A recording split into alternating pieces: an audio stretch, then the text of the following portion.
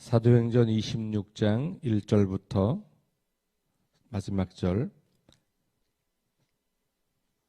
32절까지 우리 함께 말씀을 봉독합니다.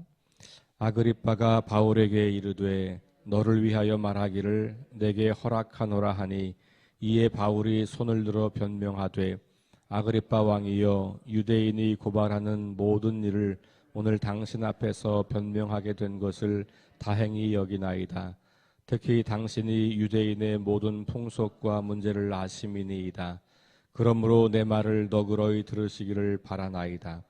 내가 처음부터 내 민족과 더불어 예루살렘에서 젊었을 때 생활한 상황을 유대인이 다 아는 바라.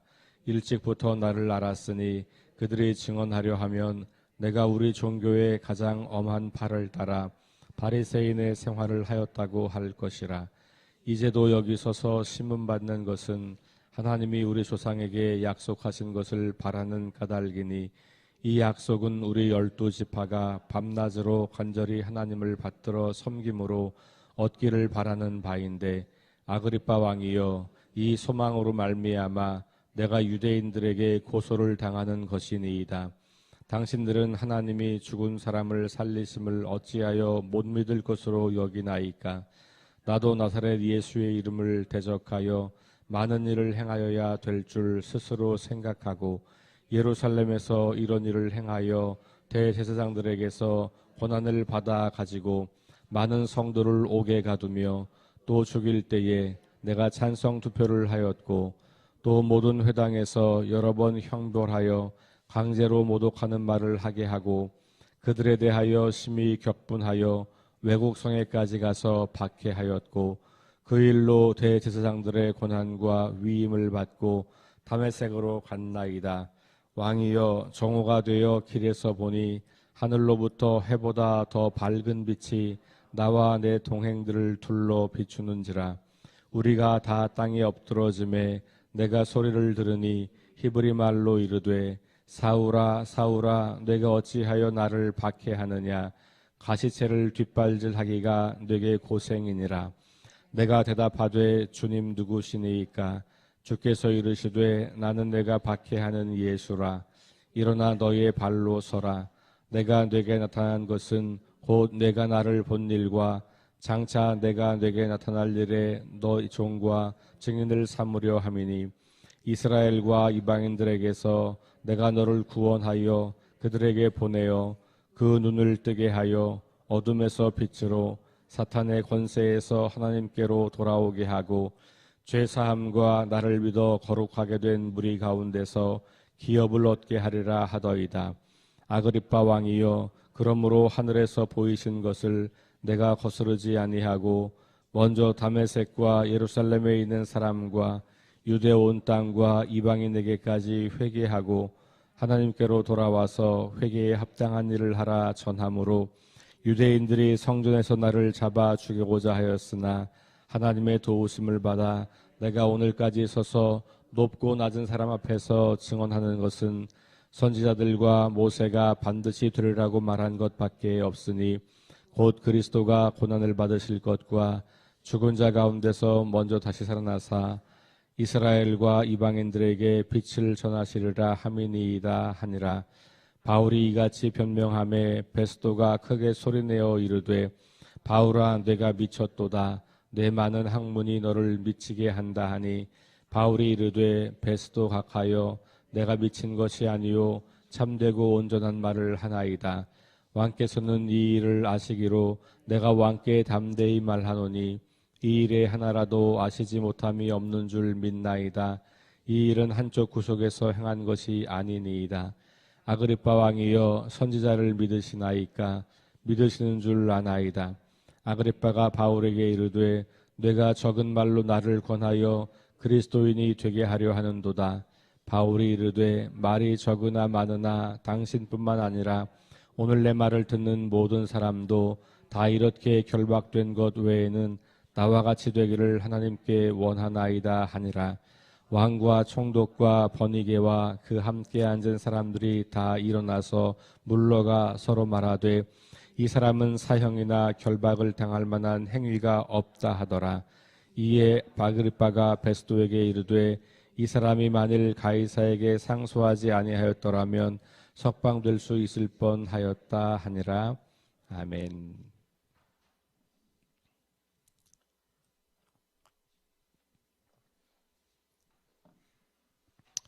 네, 우리 바울이 이제 베스도 앞에서 섰고, 그리고 이제 아그리빠 앞에서 또 이제 서서 이야기를 하는 장면이 등장을 합니다. 바울은 지금 대를 이어서 진리를 거부하고 있는 그 왕가의 가문 앞에 서 있는데요. 이 아그리빠, 여기서 나오는 아그리빠 왕은 아그리빠 2세를 의미합니다. 헤롯 대왕의 증손자예요. 그러니까 헤롯은 예수님이 태어날 때 그를 죽이려고 했던, 여러분들이 이제 마태복음에 보시면 예수님 태어났을 때 그를 죽이려고 했던 왕, 그가 이제 헤롯 대왕이고요. 그의 아들 안디바라고 하는 사람이 있었는데 그가 갈릴리 지역의 분봉 왕이었고 세례 요한을 죽인 사람입니다. 그리고 예수님께는 여우라는 별명을 들었죠. 그 다음에 이제 헤롯의 손자 아그리빠 1세가 있는데 세베대의 아들 야고보를 칼로 찔러 죽인 인물이죠. 그리고 나서 이제 아그리빠 1세의 아들 2세가 지금 오늘 바울이 만나고 있는 사람이에요. 그러니까 4대째 이 유대 팔레스타인 지역에서 왕으로서의 역할을 감당하고 있었고, 마지막 지금 아그리빠 2세 같은 경우는 너무 어려서 유대 팔레스타인 지역을 맡지 못하고 그 인근의 조그만한 곳을 맡았다가 지금 이제 이 베스도를 만나러 온 그런 상황인 거예요. 어쨌든 바울은 지금 예수님을 죽이려고 했던 그 인물로부터 시작되는 그 가문의 역사 속에서 계속해서 예수님과 예수님의 제자들과 하나님 나라의 일을 방해했던 사람들, 그 앞에 서 있는 것을 보게 되죠. 그리고 바울은 그에게 예수님이 어떤 분인지, 그리고 그 예수님을 통해서 우리가 얻는 구원이 어떤 것인지, 나는 그래서 어떻게 변했고 지금 어떻게 인생을 살고 있는지, 이런 이야기를 하는 기회를 얻은 겁니다. 그러니까 역사의 이 흐름이 되게 재미있는 거예요. 하나님께서 이와 같은 시간들을 통해서 이 왕족에 계속해서 복음을 전해주고 듣고 있는 그런 상황을 우리가 보게 되는 겁니다.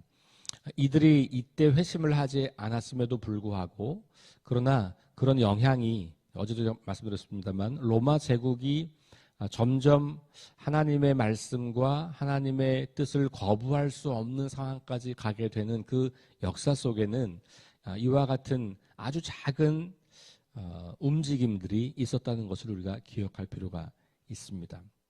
역사 속에서 혁명은 아주 급격하게 무엇인가를 바꿀 때 하는 일이잖아요. 근데 그 혁명은 굉장히 많은 희생을 동반하게 돼 있어요. 그런데 혁명이 아니라 이런 어떤 역사의 진보 혹은 어떤 변화, 이런 것들은 잘 보이지 않습니다. 어떤 경우는 우리가 살아있는 동안에도 그것이 잘 보이지 않는 것들이 많아요. 그런데 역사를 지나고 나면, 그것이 수백 년 지나고 나면 어마어마한 변화를 후대 사람들은 목격하게 되는 거죠. 그래서 그 역사를 통해서 우리는 그 시대 한 사람의 작은 일들이 어떻게 오랜 세월 지나면서 열매를 맺고 있는가, 이런 걸 볼 수 있는 거고, 이걸 조금 더 하나님의 관점으로 보자면 하나님의 역사를 운행하시는 그 과정 속에서 굉장히 많은 하나님의 사람들이 등장하고 있다는 것을 보게 돼요. 그러니까 하나님은 단 한 번의 작은 몸짓으로 역사를 움직일 수 있는 분이시지만 하나님은 그렇게 일하시지 않는다는 걸 우리는 알고 있어요. 하나님은 하나님을 인정하고 그 하나님 앞에 자신의 삶을 드리는 사람들을 통해서 계속해서 일을 하고 계신 것을 알게 되죠. 오늘도 바울은 그런 모습을 우리에게 보여주고 있는 겁니다. 자, 그러면서 아그리빠 왕이여, 유대인이 고발하는 이 모든 일을 오늘 당신 앞에서 변명하게 된 것을 다행히 여기나이다. 그러면서 자신의 이야기를 들려줄 수 있는 기회가 있는 것, 그리고 이 아그리빠 왕 앞에서 하나님 나라 이야기를 할 수 있다고 하는 것이 얼마나 다행인가, 그런 이야기를 합니다. 특별히 이 아그리빠 왕 같은 경우는 이제 헤롯의 가문이었고 이 지역에 대해서 잘 알고 있었고, 특별히 이 로마 제국에서는 왕들이 늘 뭘 해야 하냐 하면 그 당시 그 주둔지의 종교 지도자들과 잘 협력하는 것, 굉장히 중요합니다. 유대 이 팔레스타인 지역의 사람들, 이 왕들에게는 그러므로 유대 종교인들과 협력하고, 또 심지어는 그들을 임명하기도 하고, 대제사장을 임명하기도 하고, 성전 금고를 관리하기도 하고, 이런 역할을 하기 때문에 유대의 종교 전통과 문화를 잘 알고 있는 사람들이에요. 그러니 그런 사람들에게서 내가 나를 변호하게 된 것을 다행이라고 생각한다, 아니 그런 의미가 있는 것이에요. 자, 그러면서 이제 자기 이야기를 쭉 하면서 특별히 오늘은 자신의 과거, 다시 말하면 유대인으로서 얼마나 성실하고 최선을 다했는가, 오히려 아주 열심히 있는 유대인으로서, 내가 바리새인의 한 사람으로서 아주 엄격한 율법을 지키면서, 그리고 심지어는 예수 믿는 사람들, 그리스도를 믿는 사람들을 얼마나 열심히 박해했었는가라고 하는 자신의 과거 이야기를 들려주는 것이죠. 무슨 얘기냐면 유대인들이 나를 고소하려고 하면 내가 어땠는지도 이야기했어야 한다, 그런 이야기를 하는 겁니다. 그래서 자기를 고소하는 사람들보다 내가 더 유대인이었다라는 사실을 이제 이야기를 하는 겁니다. 자, 그리고 나서 자신의 회심을 이야기하는 거죠. 지난 주일 예배 본문이었어요. 18절 이후로 나오는 이야기죠. 그 회심을 이야기하면서 사실은 나는 이렇게 회심했어요 라고 하는 초점이 있는 게 아니고, 그래서 나는 이렇게 살아요 라고 하는 현재 변화된 자신의 삶, 다시 말하면 회심 사건은 이전에 나는 누구였고 지금 나는 누구입니다 라는 것을 들려주기 위한 그런 다리 같은 역할이에요. 내가 다메섹을 가는 길에 예수님을 만났다라고 하는 그 이야기는, 그 이야기가 중요한 게 아니에요. 예수님 만나서, 그래서 그 다음이 중요한 거예요. 오늘날 많은 그리스도인들이 내가 예수님 만났다는 것은 굉장히 강조해요. 어떤 분들은 막 환상 중에 하나님을 직접 본 분들도 계세요. 음성을 들었다는 분들도 계세요. 그리고 그 이야기를 자주 해요. 그런데 그 다음이 없어요. 그 전과 그 다음이 별로 차이가 없어요. 예수님 만났다는 것 외에, 예수님을 보았다는 것 외에, 내가 예수님에게 큰 은혜를 입었다는 것 외에, 내가 하나님의 살아계심을 인정하게 되었다는 것 외에 그 다음 걸음이 없다는 거예요. 그 다음 걸음이 없다는 것은 그 전과 그 다음이 다르지 않다는 얘기죠. 그러면 그 하나님과의 만남이 회심으로 그를 이끌지 못했다는 거예요. 여기에 굉장히 중요한 문제가 있는 겁니다. 오늘날 우리 그리스도인들이 사람들 앞에서 하나님을 드러낼 수 없는 이유는, 하나님을 봤다고는 하는데, 하나님을 만났다고는 하는데, 그래서 내가 달라진 게 잘 보이지 않는 거예요. 하나님 만나기 전과 만난 후가 그 신비한 경험을 한 것 말고는 별로 없어요. 생각이 달라지지도 않았어요. 습관도 안 달라졌어요. 사는 방식도 똑같아요. 돈을 쓰는 방식, 사람을 대하는 방식, 자녀를 양육하는 방식, 이웃과 살아가는 방식이 다르지 않아요. 그런데 하나님을 만났대요. 하나님이 안 보이는 거죠, 사람들이 볼 때는. 그래서 당신이 만난 하나님이 어떤 분인데, 널 어떻게 변화시켰는데, 그 만남 때문에 네가 어떻게 지금 살고 있는 건데, 이게 잘 보이지 않는 거예요. 근데 바울의 이 초점은 회심 자체에 있는 게 아니에요. 회심을 했기 때문에 그 다음에 내가 어떻게 살고 있는지를 말하는 거죠. 그러니까 지금 유대인들이 나를 고소하고 죽이려고 하는 이유는 내가 그들보다 더 유대인이었는데 지금은 그렇지 않기 때문에 그런 거잖아요. 완전히 달라진 거거든요. 그런 달라진 변화의 모습을 소개하는데 그것을 자기의 사명으로 소개하는 거잖아요. 바울은 지금 내가 그래서 그냥 뭐 조금 뭐 하나 습관 하나 바꾼 거 이런 정도가 아니고요. 생각을 조금 다르게 한 거 이런 정도가 아니고 인생의 방향을 완전히 바꾼 거예요. 그게 바울이 18절에서 말한 것처럼 어둠에서 빛으로 사탄의 권세에서 하나님께로 돌아섰다는 말이에요. 그러니 엄밀히 말하면 거기까지 가야 그게 회심인 거죠. 근데 우리는 회심 이야기를 한다고 하지만 온전한 회심 이야기가 아니라 그 한 사건, 회심의 시작점인 한 사건만 이야기하고 그 뒷이야기를 하지 않는 거죠. 그리고 실제로 우리의 삶 가운데 그 뒷이야기가 없는 경우가 너무 많아요. 달라진 거라고는 교회를 다니는 거, 교회에다 돈을 내는 거. 그러니 다른 사람들이 보기에는 아니 뭐 똑같이 살면서 그렇게 시간을 아깝게 거기다 쓰고 돈도 아깝게 거기다 쓰고 이상하게 사는 거죠. 별로 거기에 내가 감동이 안 되는 거예요. 오히려 시간 낭비, 돈 낭비한다고 보는 거예요. 그런데 어떤 사람들은 바울과 같은 어떤 사람들은 내가 하나님을 만났기 때문에 난 이렇게 삶이 달라졌어요. 나 옛날에 이렇게 살았는데 지금은 이렇게 사는 게 더 행복한 것 같아요. 옛날에는 내가 이렇게 사람들을 대했는데 이제는 그렇게 대하지 않아요. 옛날엔 내가 이런 게 꿈이었는데 지금은 내가 이런 게 꿈이에요. 왜 그런지 알아요? 내가 하나님을 만났기 때문에 그래요. 그분이 내 삶을 이렇게 바꾸신 거예요. 근데 난 이렇게 사는 게 너무 행복하고 너무 좋아요. 이런 이야기가 우리에게 없다는 거예요. 그런 건 들려주지 않으면서 교회 나오면 좋다고 말하는데 그들의 눈에는 뭐가 좋은지가 잘 보이지 않아요. 교회를 와봐도 교회 안 다니는 사람이랑 차이가 없는 사람들이 다 보여 있는 거예요. 그렇잖아요. 어떤 경우에는 교회가 더해 뭐 이런 경험도 하는 거예요. 이렇게 오늘날 기독교 복음이 별로 가치가 없어 보이는 이 시대를 우리가 살고 있는 거죠. 그런데 이 바울의 이야기를 가만히 들어보면 그가 살아왔던 삶을 완전히 바꾸어서 반대로 가는 거예요. 반대로.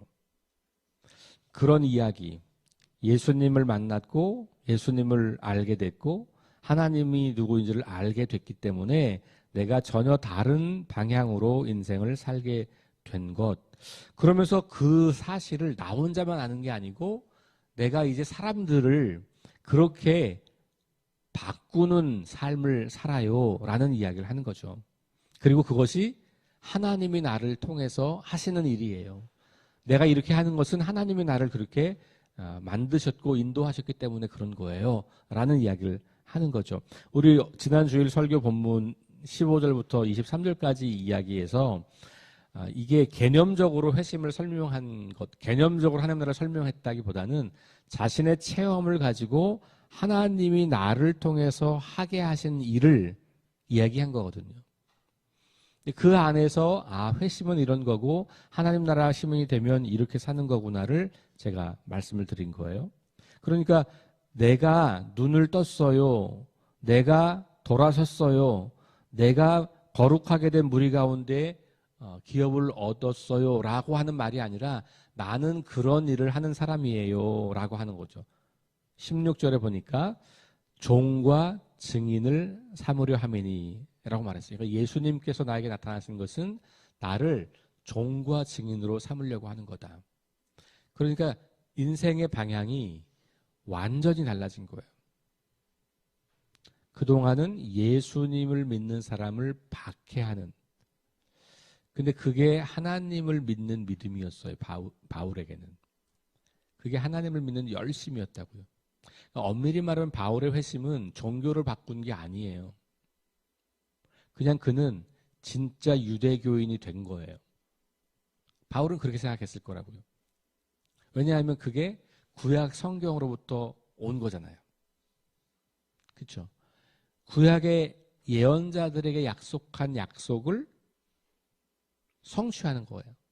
그러니 그는 내가 이제야말로 진정한 유대인, 진정한 유대교가 되는 거겠다라고 생각을 했을 거라고요. 예수 그리스도를 믿는 믿음을 갖는 사람이야말로 진정한 하나님의 백성, 진정한 아브라함과 이삭과 야곱의 자손이 된다고 믿은 거예요. 왜냐하면 그게 다윗의 가문을 통해서 주어진 약속이 이루어진 거잖아요. 그러니 예수님이나 바울은 사실 기독교라는 새로운 종교를 만들려는 사람이 아니었던 거예요. 진짜 하나님과의 관계를 알게 되고 진짜 하나님의 약속을 믿게 된 것이죠. 그런데 유대인들이 그 예수님과 바울을 우리와 다르다고 구별해 놓은 거죠.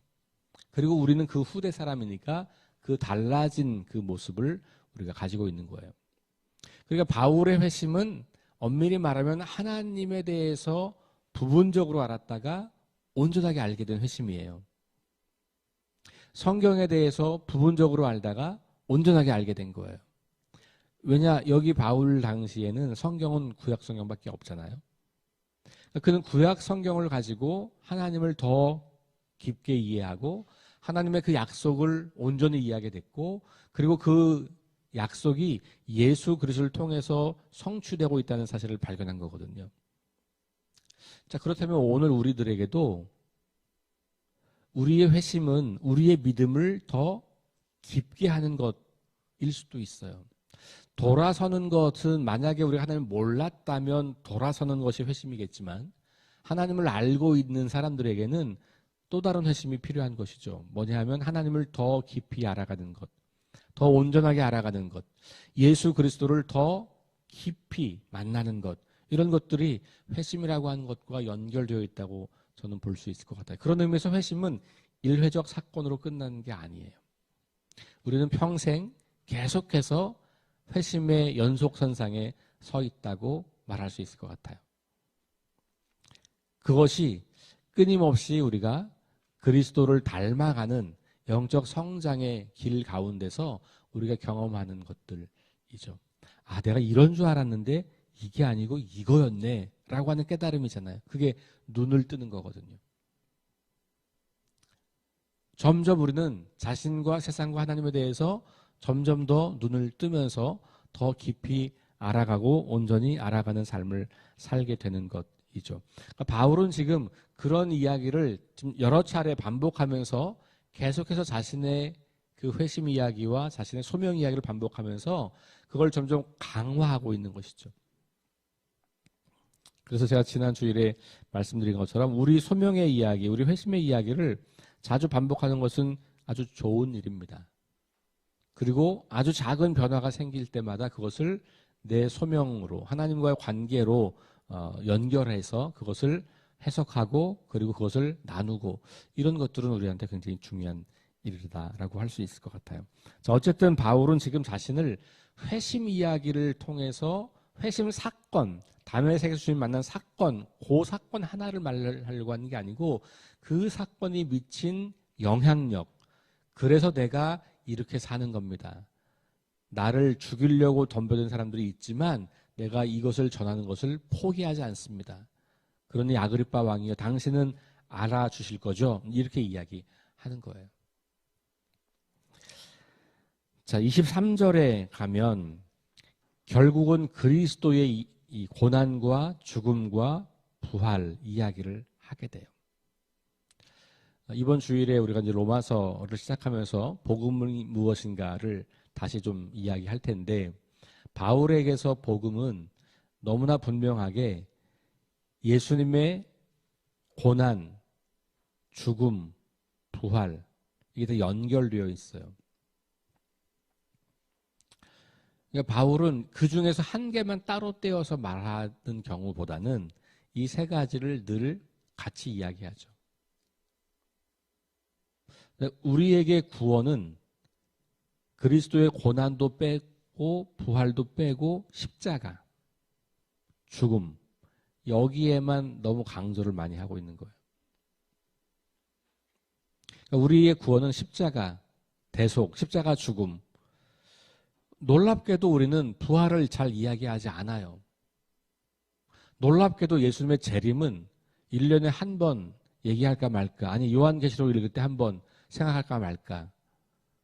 그런데 우리의 복음은, 우리가 믿는 복음은 그 모든 것을 다 포함하고 있는 거예요. 그리고 우리의 복음이 얼마나 협소한가를 우리가 좀 보게 되죠. 그렇게 십자가의 죽음만을 강조하고 그 죄사함만을 강조할 때 우리에게 복음은 매우 개인적인 거예요. 마음의 평안과 위로를 주는 것. 더 이상 나가지 못하죠.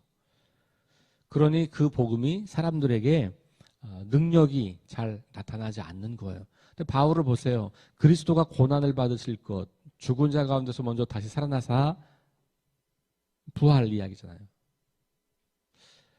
오히려 여기 23절은 죽음은 그냥 지나가는 이야기예요. 부활을 말하려고 죽음을 이야기하는 거예요. 그죠? 고난받고 죽으시고 부활하시고. 그 사실을 이스라엘과 이방인들에게 전하는 것. 그렇죠? 그게 복음인 것이죠. 자, 그 뒷이야기는 이제 아그리빠 왕의 반응이라든지 뭐 이런 이야기들이 나오죠. 베스도의 반응, 아그리빠의 반응 이런 것들이 나오는데 이 사도행전이 말하고 싶은 것은 이들이 공통적으로 내리는 결론은 바울은 무죄다. 그 얘기예요. 바울은 무죄다. 그런데 그 바울은 무죄인데 유대인들은 바울을 무죄라고 생각하지 않고 죽이려고 한다. 그 이야기 하는 거죠. 복음서에서 예수님이 무죄이지만 유대인들의 압력에 의해서 십자가에 죽임을 당하는 것을 기억하죠. 똑같은 모습으로 바울도 그의 생명이 사라져가는 이야기를 하는 거고 사도행전을 기록한 누가의 관심은 그래서 바울은 철저하게 예수님처럼 살다가 예수님처럼 모함을 받고 예수님처럼 고난을 받고 예수님처럼 죽게 된다는 이야기를 하는 거예요. 그런데 그 당시 그리스도인들의 믿음은 십자가 죽음만 믿는 게 아니고 부활을 믿는 거였기 때문에 그러면 바울도 죽지 않는 거야. 이것까지 믿는 거예요. 그러니까 죽지만 죽지 않는 것. 바울은 그렇게 억울한 누명을 쓰고 죽을 수 있지만 하나님은 그를 결코 버리지 않을 것. 그러니 지금 우리들도 이 사도행전을 처음 들었던 그 누가 공동체의 사람들은 우리가 지금 당하는 고난, 우리가 지금 예수님 믿기 때문에 당하는 모함, 박해, 위기 이런 것들 이게 예수님을 잘 따른다는 증거야. 예수 잘 믿으면 그런 거가 없애주는 게 아니고 예수 잘 믿으면 그게 당연히 오는 거구나. 그럼에도 불구하고 끝까지 복음을 위해 살 때 하나님은 우리를 포기하지 않고 버리지 않고 우리를 기억하시는구나. 바울을 그렇게 하신 것처럼 예수님 그렇게 하신 것처럼 그걸 배우는 거예요. 바울의 이야기의 마지막으로 우리가 점점 가고 있어요. 바울이 이제 로마까지 압송되는 것이 내일 나오게 되는 본문이고 로마에서 그의 이야기가 마감되죠. 재밌는 것은 이 사도행전에 바울의 죽음 이야기가 나오진 않아요. 마지막까지 사도행전을 기록하는 것은 그가 로마에서도 찾아오는 사람들에게 하나님 나라를 전했다라고 하고 끝나죠. 이 책을 그 당시 읽고 있던 사람들은 바울이 이미 죽은 다음이에요. 그러니까 사도행전의 이야기가 바울의 마지막을 여전히 하나님 나라 복음을 전하는 모습으로 소개하고 있고 그 이야기를 듣고 있는 그 당시 사람들은 우리도 계속해서 그 이야기를 전하는 사람으로 스스로를 정의 내리고 있는 거다라고 볼 수 있는 것이죠. 자, 오늘 이 말씀 다시 한번 좀 기억하시면서 오늘 하루 우리가 주님을 만났던 그 사건 그것만 기억하지 말고 그 이후에 내가 어떻게 내 인생을 만들어가고 있는지 그 예수님과의 관계 속에 내 삶은 어떻게 달라지고 변화하고 성장하고 있는지를 주목하면서 우리 그런 이야기들을 여러분들이 사람들과 함께 나누면서 하나님이 행하신 일들을 잘 드러내는 그런 하루가 될 수 있기를 주의 이름으로 축원합니다. 기도하겠습니다. 하나님 감사합니다. 사도 바울의 반복되는 자신의 증언, 또 자기 변호 이야기를 통해서 그가 들려주는 그의 변화의 모습을 우리가 만납니다.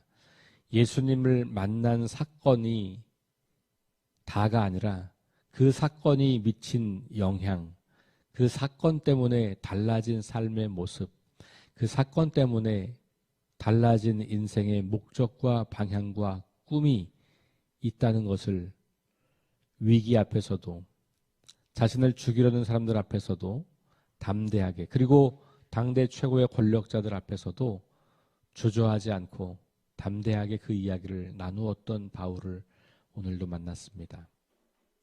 오늘 우리가 만나는 사람들에게 기회가 되는 대로 내가 믿는 하나님이 어떤 하나님인지, 그래서 그분과의 만남을 통해서 내가 어떻게 달라졌는지, 내가 지금 어떻게 인생을 살고 있는지를 나누고 증언하고 선포하는 그런 삶을 우리가 살아갈 수 있도록 인도해 주셔서 오늘 우리들도 예수님 만난 사람으로, 하나님 나라 시민으로 부끄럽지 않는 삶을 살아갈 수 있도록 인도해 주시고, 온 세상을 구원하시려고 하는 하나님의 놀라운 구원 계획에 동참하는 하루가 될 수 있도록 인도해 주옵소서.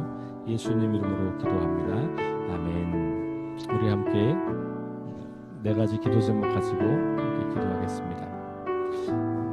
부활의 능력과 수망으로 하나님 나라를 드러내면서 살아갈 수 있도록 위해서 기도하시고, 하나님 말씀이 기준이 되는 삶을 살도록 질병과 연약함으로 고통당하는 사람들을 치유해달라고, 전쟁과 자연재해와 가난과 억압으로 고통당하는 지구촌 이웃들에게 은혜를 베풀어 주시도록 우리 함께 하시면서 기도하시고 개인 기도하고 돌아가겠습니다.